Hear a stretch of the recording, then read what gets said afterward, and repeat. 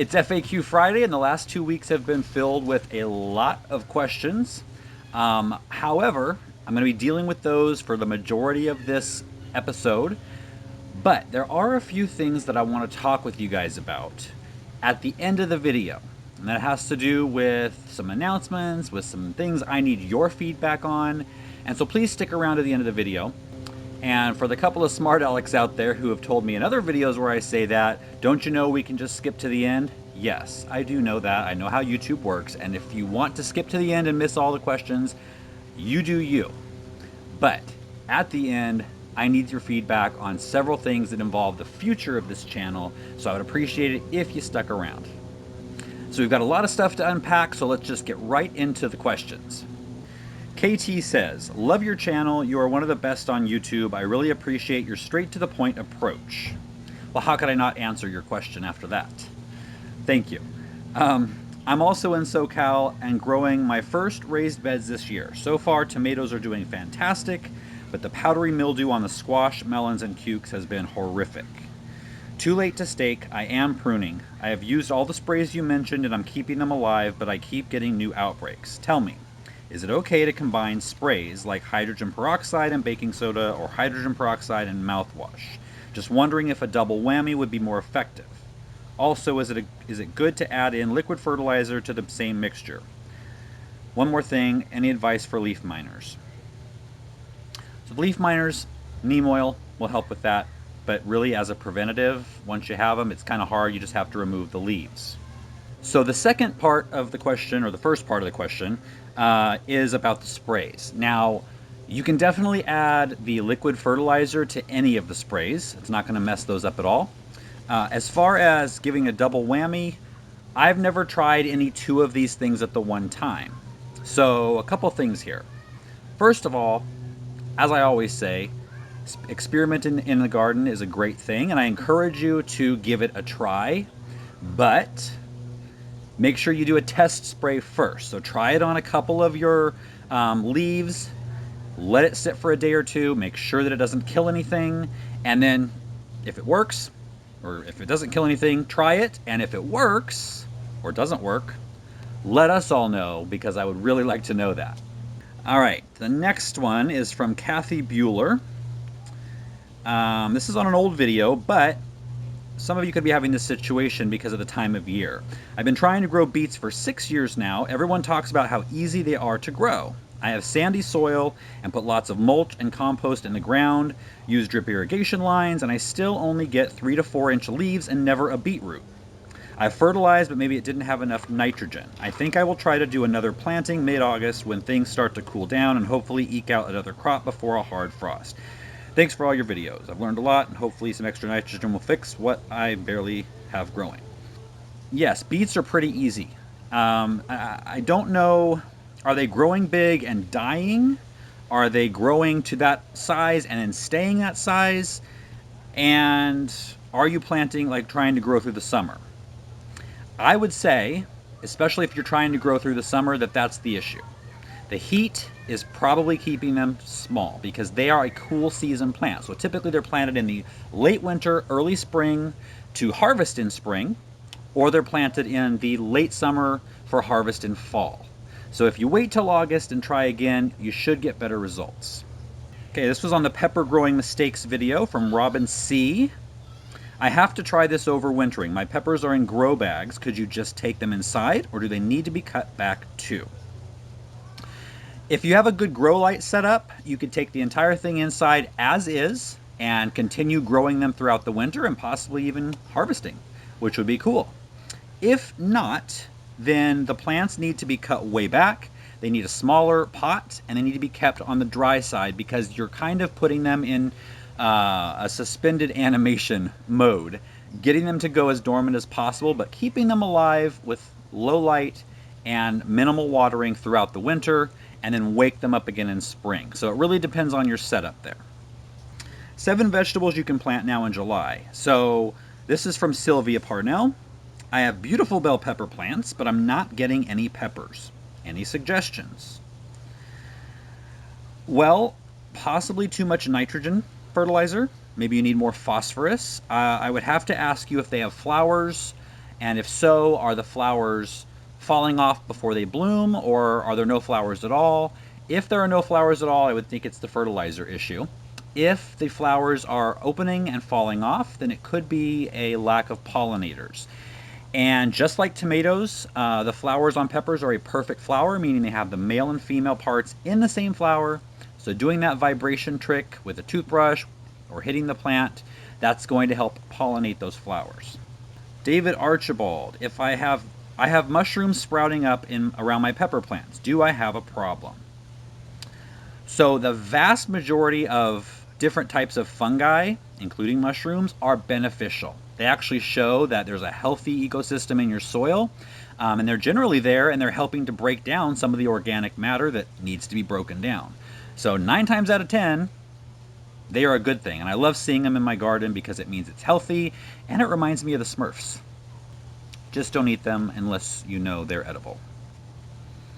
And I'm not a pro on that because I have no idea. Okay.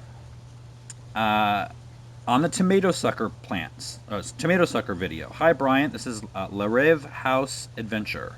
Hi, Brian. Is it the same with stems, quite long ones that already carry flowers or even a little fruit on the higher part? So this is in reference to taking cuttings. And as with most cuttings, you want new growth that has no flowers or fruit on it. If it has flowers and fruit, it's already trying to do that job, ripening fruit, developing fruit. It's not going to be putting as much focus on root development. So if at all possible, you want to use those side shoots or suckers because those have a lot of growth hormone in them and they are ripe for growing leaves and roots. Now, speaking of suckers versus side shoots, Karsten commented, I hate to say it, Brian, but to save confusion, they're not suckers. Suckers arise primarily from below ground, secondarily at ground level, occasionally above ground level if they come from the stalk of a grafted plant. The things you are calling suckers here are either side shoots or branches, whichever you prefer. Had to say it. Well, if you look on just about any website about tomatoes, they are called suckers, side shoots, side growth, branches, but most of the time they're referred to as suckers.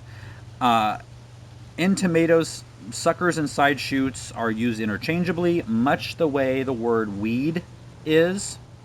Not that kind of weed. But many things could be called a weed. You know, palm trees, pine trees, if they're growing in the wrong spot, those could be called weeds. In my yard, I have macadamia weeds coming up all over the place because of the macadamia nuts growing somewhere around here that the squirrels plant in my yard.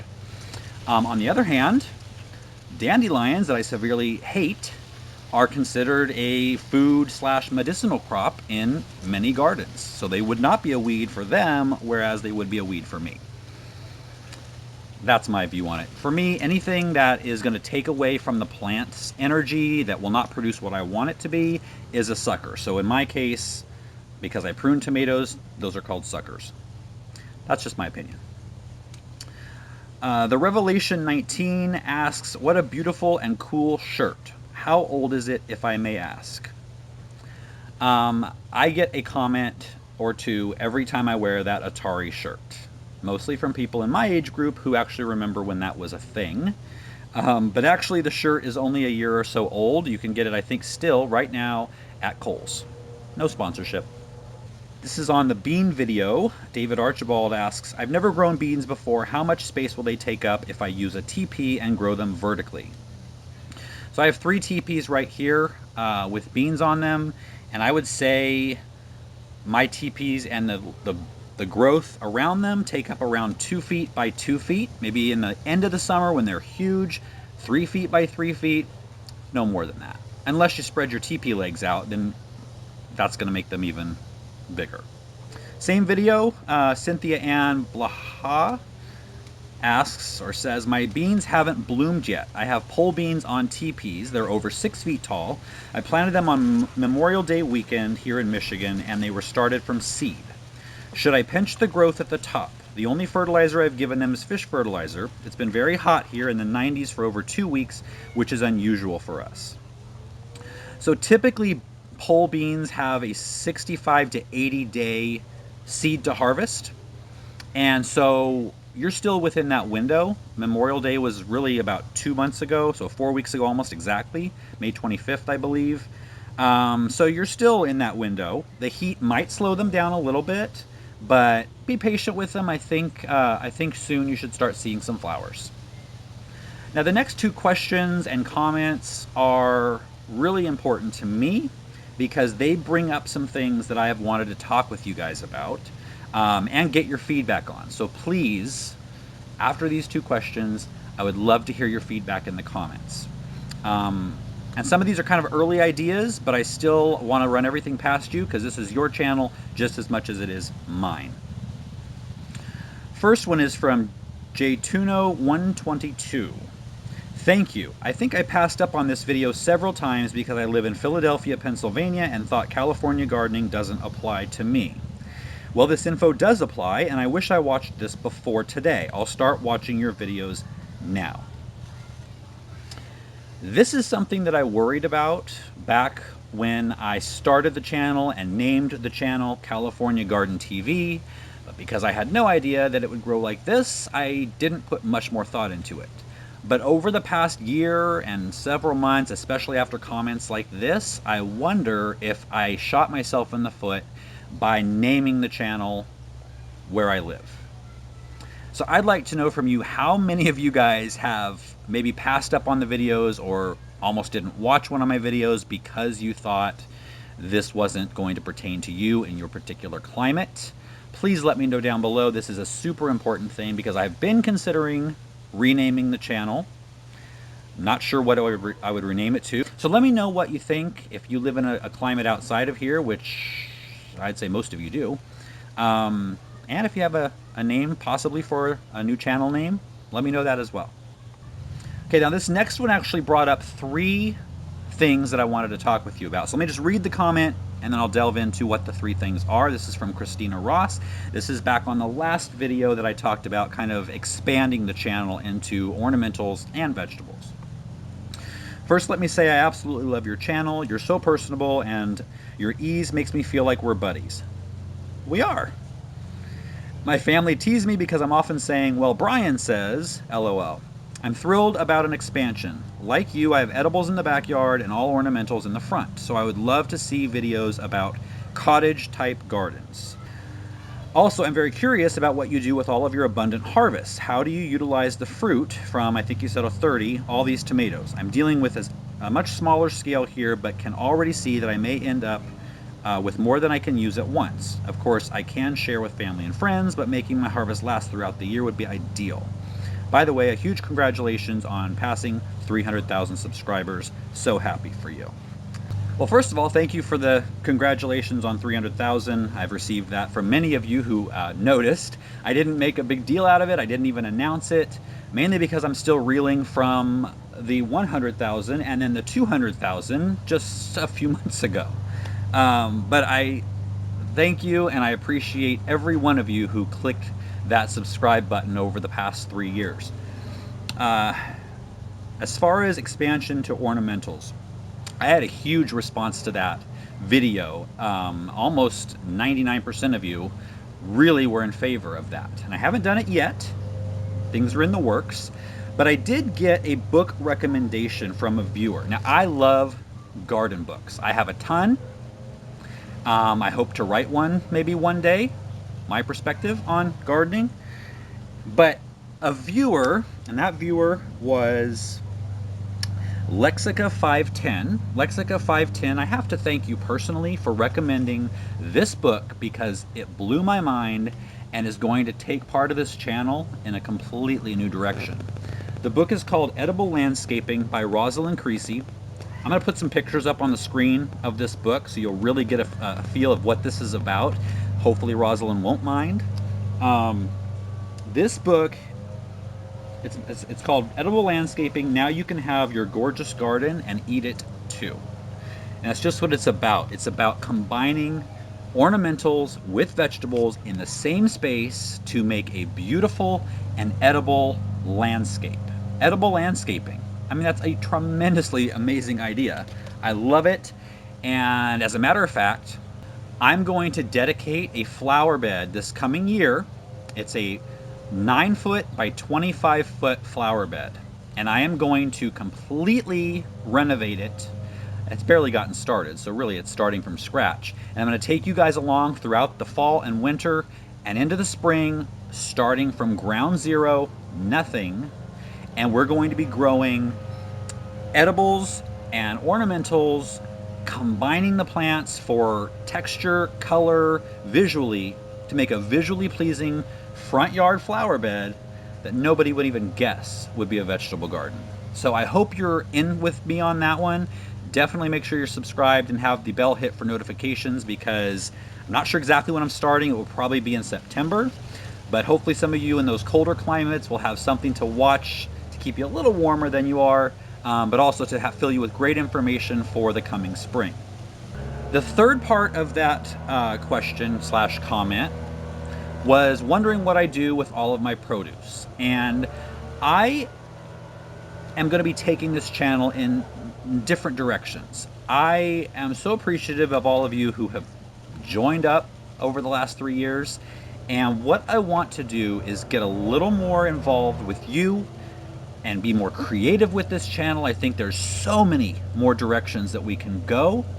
And in fact, to help with that, I don't know if you've noticed the picture is any different, but my personal gift to myself for my 300,000 subscribers and investment in the future of this channel has been a brand new camera. You might be surprised to know that I made it all the way to 300,000 subscribers and maybe 200 videos filming on my phone. Well, no more. I have a fancy camera that I'm still learning, so bear with me a little bit. But we're going to take this channel in a lot of new creative and fun directions, and I want you guys along with me. One of those directions, back to the question, is what I do with all of this produce. I am going to be introducing, first of all, I'm going to be introducing another day to the channel. I believe this is going to be tested. We're doing 3 days a week now. We're going to be moving into 4. And I know I'm getting off on tangents because I'm really excited about all this, but we're going to be adding another day. So tentatively what it's going to be is Friday, Saturday, Sunday, and then either Tuesday or Wednesday. The Friday is going to be kind of a kickoff of the weekend, and it's going to be a looser format, a little more vlog style, a little more into my personal life, not necessarily personal, but maybe behind the scenes in the garden. And then at the end of Friday's video, I'm going to be giving you guys projects for the weekend in whatever climate you live in. I'm going to break it down into climate zones, probably 3 or 4, and what you can be doing that weekend to push your garden along. So hopefully that'll be a great segment. Saturday and Sunday will probably be more tutorials, vegetable, ornamental, and then the Tuesday, Wednesday, I haven't exactly decided what that's going to be. I'm not sure I'm up for a live stream every week. I don't think I have the oomph for that. Maybe every other week, maybe a frequently asked questions day, but here's where I want your feedback again. Let me know what you'd like to see. Maybe something completely different. Back to your question again. ADD issues, I know. One of those days or every other week or something could be either recipes, preserving, in the kitchen ideas. Sky's the limit. But I am going to be including some preserving ideas, how I use this harvest, the peppers and the tomatoes especially, because I do get lots of those, and the beans too. So this is all to say, I really need your feedback. This channel is yours, and I want to go in a direction where, you guys want to go. So that's enough for today, I think. One of you did ask for an update on the Three Sisters bed, which is doing really, really good right now. And instead of just doing that as a part of this, I'm going to throw in an extra video tomorrow, Saturday, that's going to be a garden tour, including the Three Sisters bed update and some things I'm doing in the garden. I have some work to do in the garden, and I'm going to take you along some of that as well. So stay tuned for that. If you learned something, please hit the like button and consider subscribing if you haven't. And all the feedback I asked for, please leave that for me. I'd really appreciate it. And I'll see you tomorrow.